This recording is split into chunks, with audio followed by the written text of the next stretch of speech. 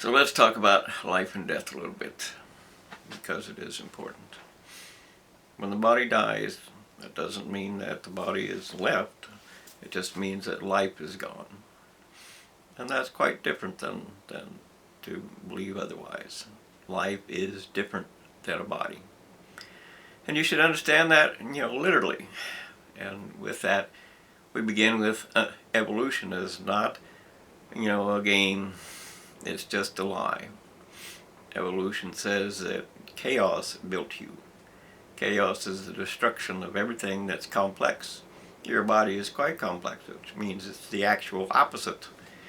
And it says, evolution says that accidents are why you exist. And that, of course, is absolutely true because, take a look at any mutilated body. Do you want that? You have to want to live, you have to have hope, you have to have everything that you need, or the body simply dies. You can have a body with a heart, you can have everything that the body is except for blood, and you can't live without that. You can have everything that the body is without lungs, but you can't live without that. You can have everything you need with a heart, but no bowels, and you can't live without that. You can't live without a brain. You can't live without anything. And of course the evolution says that brain comes last. And that's absolutely untrue. There's no possibility that thought did not come first. Because without thought there is no design, there is no order, there is no discipline, there is nothing. Therefore we know thought came first. And where there is thought, there is someone, that creates the thought. And so on and so on and so on. So we know that evolution is a lie, absolutely true. And unfortunately, the university is a cult. And unfortunately, religion accepted the cult and said, yes, evolution is great, because they wanted to be part of the cult. That's what their leaders did.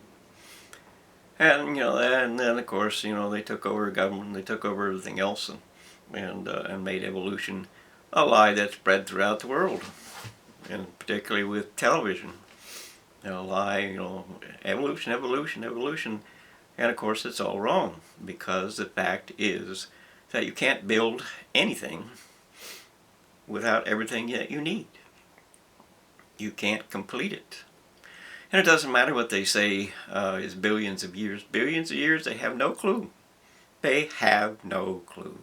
Because they don't know how long the sun will last, for instance. And if the sun doesn't last, then of course, that's a whole thing of itself. And the sun burns fuel. It doesn't just give off heat without burning something. It uses fuel. We know that it does. You can't have a match or a candle or whatever. It burns fuel. It burns atoms is what it actually does.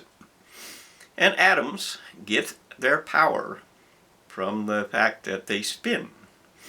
The proton inside an atom that's wrapped in a nucleus, which is the other part of the atom, spins. And it spins in the space that the nucleus allows for it to spin in, which means it's very controlled. And it doesn't lose much spin, but nonetheless, the proton is a mass, even if it's so teeny tiny, and it spins at maybe 1 billion feet per second or something. Who cares? Who knows? I don't care. I don't know. I don't want to know. Who cares? But that's where the power comes from, and the sun generates its power because it's such a chaotic environment that the actual atoms bump into each other, and the spinning of one hits the spinning of the other, and they rub together and create the friction that is heat that we know is our sun. So the idea that the sun is endless, billions of years or whatever they claim it is, doesn't matter at all. They are absolutely wrong, because they can't prove a thing. Can't prove a thing. They don't know. But we do know that the sun started out to be larger than it was, and that meant means that it gave off more heat, because bigger means more heat. That's simple as that. And so the sun had to burn down to a level where actually we could survive. Now, how long it will continue to burn at a level that we can survive at, I don't know. Maybe 1,000 years, maybe who knows. I don't know. And I don't care, because it's not up to me to decide that. So nonetheless, here we are. We're looking at life and death. And what life is an opportunity to be alive. To know that you exist, to know that there is thought in you, that there is freedom in that thought in you, and that you can do something with it. You have a choice. And because you have a choice, that means you are alive to a more level of freedom than other things that are alive have. So we are miracles, literal miracles. Can you build a human body? No, you can't. Can you build a blade of grass? No, you can't. And those who are so damn arrogant that they would say, "Oh, I can do it," are absolute liars, because they can't do it. What they do is they sneak in, as thieves do, and try to steal the genetic information that is nature. And then they say, "Well, I'll put it here just like nature does, and then it'll grow just like nature does." But they are not creating anything. They are simply stealing what nature provides, and that is the horror of the university cult. They have wiggled and weaseled and parasited their way into things they don't belong in. And they threaten all of our lives, literally. So anyway, let's look at life in real, just general terms. And that is that loneliness exists. You know it does. I know it does. And the fact of the matter is that it exists from the very beginning. Because, life is life, and life began as one being. That being knew that there was no other life there. And so loneliness exists. And when we find another life to share love with, then we know what happiness is. And so we know that our existence here is about thought, because how we think, how we choose, what is important to us are all very critical things that we choose for ourselves. We choose them. You can choose love, or you can choose hate, or you can choose to be an animal. And an animal just wants. There isn't anything else in an animal's world. They just want. I want what I want, or I don't want. That's the end of it. There is nothing else. You can argue whatever you want to, but in terms of thought, that is all there is. So we have loneliness, and we have thought, or the direction that you want to go. Whether you choose to have love, or whether you choose to have hate, or whether you choose to avoid both of those and just say, "I want what I want." It's your choice. But eternity is about those who have made the choice, because only truth survives. So what is true in you becomes the end of who you are, becomes the identity of who you are. So what is true in you is very, very critical to what your life is going to be and what your eternity can be. And there are those who say eternity cannot exist, but they don't know. They don't know at all. Well, let's just look at Einstein for a minute. He said that energy is equal to mass times the speed of light squared. That's just the formula for kinetic energy.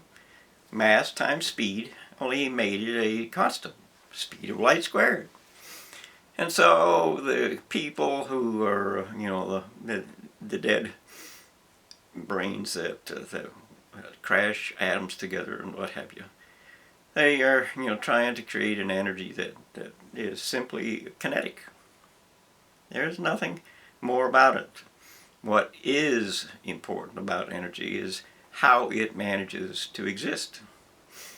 Energy in motion, which is what Einstein's formula is, energy in motion, is simply that.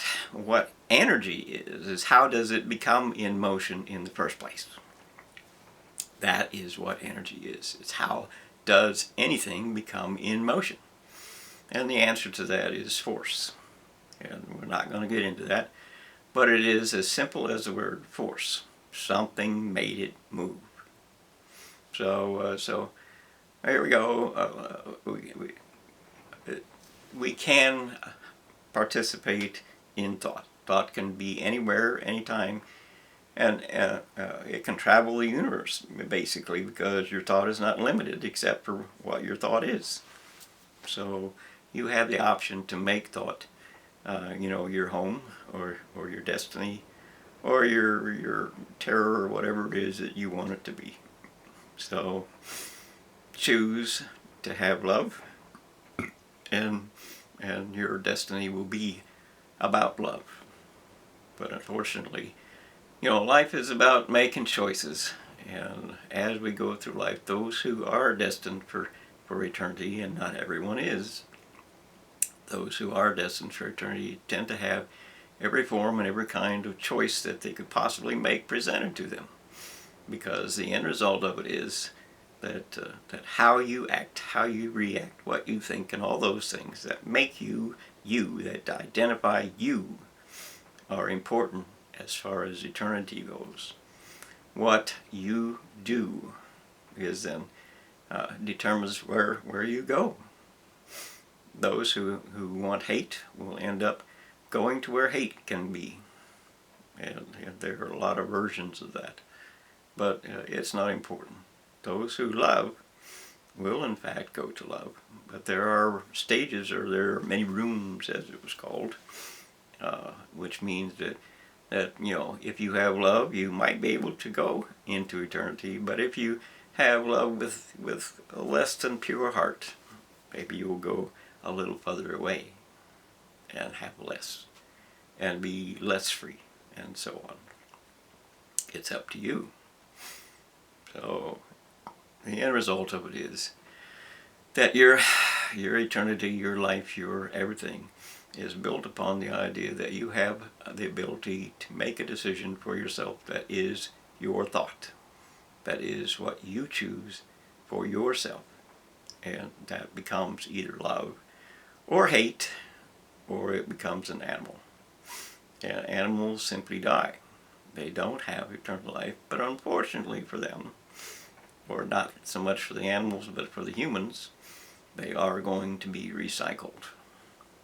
Let somebody else have a chance. Let somebody else try. Is basically what recycled means. Let someone else try. So you will be recycled, but how much of that you get to experience, I don't know. Anyway, you should give that some thought.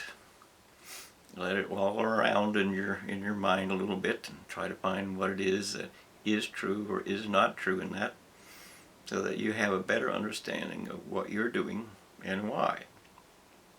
Loneliness is a motivating factor. In other words, it's much better to live where love is than not to live where love is. It's much better to be a part of life and society than it is to be off on a deserted island where there isn't any life but you. That really is.